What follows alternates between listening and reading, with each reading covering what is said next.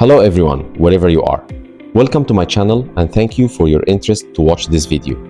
This is Contractual Capsules video series, where I am providing topics about construction contracts to stakeholders in the construction domain worldwide, and to support the profession by elaborating on some definitions for reducing the numbers of doubts, conflicts, and disputes among the involved parties.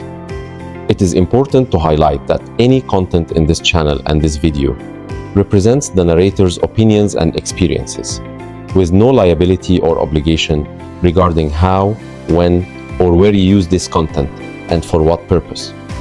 Today's topic is Steps to write a contractual notice letter, whether by owner, consultant, contractor, subcontractor, or supplier. A. Understand the notice. Before we talk about the notification process, let's understand the notice and clarify what a notice is.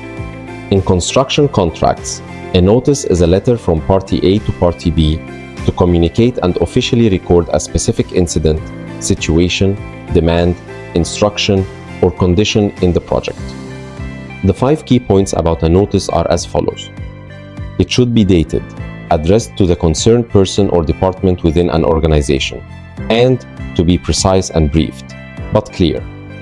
It must refer to major particulars or evidence of the issue and attach copies of those documents for transparency and ease record.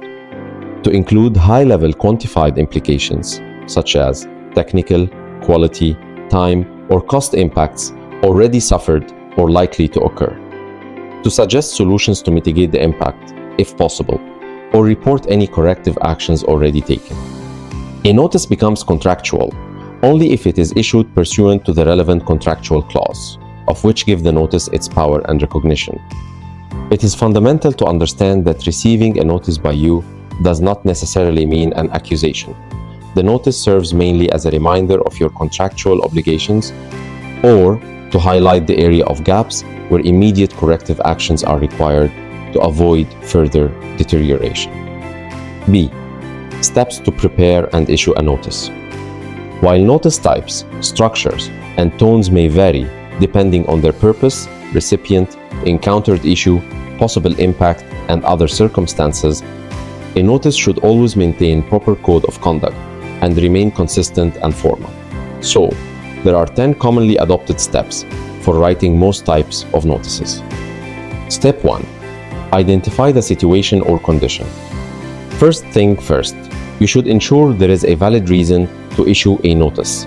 It should arise from a truly out-of-control situation affecting or about to affect the project, and not to wait until the situation adversely harms the project. Step 2. Review the conditions of contract. Most of form of contracts we have nowadays have extensively exercised the major necessary types of notices in any project, and when and how a notice can be sent. You should identify the relevant clause and articles applicable to your situation to provide the notice with the necessary contractual basis and support, whether during the project or if a dispute arises. Step 3. Determine tone and structure. You should call your interpersonal skills to judge and adjust the notice's tone, language, and structure according to the recipient's category, whether it is a client, public, or private organization, contractor, or subcontractor, of course, while maintaining the professional ethics all time. Step 4. Draft the body of the notice letter. Here, you will follow additional micro steps to build your consistent, informative, and easy to understand story. A. Create a subject line. Make sure it will be short and self-explanatory for the notice. B. It is recommended to build the notice in 3 parts or paragraphs, where the first paragraph contains an introduction with references to the prior records, evidences, and should indicate why the letter is sent. C. The second paragraph comprises more context and details of the issue, what went wrong, and the resulting damages, either as short statement, a narrative, or by bullet points. D. The third paragraph, to be assigned for the conclusion with intended actions, demands, contractual clauses, references, and any reservations of rights. E. After the body is drafted, the notice should be signed off. The signatory should be the official authorized person on behalf of the sender to ensure the notice maintains both of its formality and legal weight. Step 5.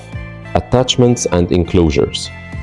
When you send a notice, you should include copies of the referenced evidences in your letter, relevant records, and documentation to support your story. Step 6. Timing. Many professionals lose their entitlement because they take this step too casually. Ensure the notice is sent within the contractual notification period, which is relevant to the type of your notice to protect your entitlements. Step 7. Dates, references, and manners of delivery.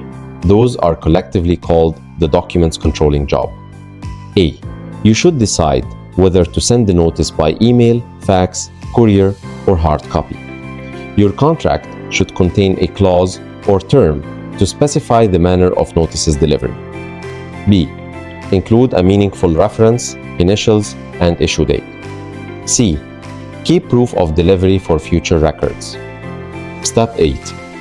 Maintain a record.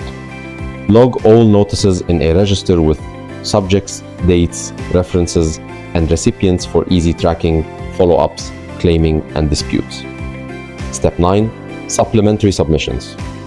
For ongoing and lengthy types of issues, you may need to consider providing updates, additional particulars, clarifications, or responses to maintain your entitlement and strengthen your case.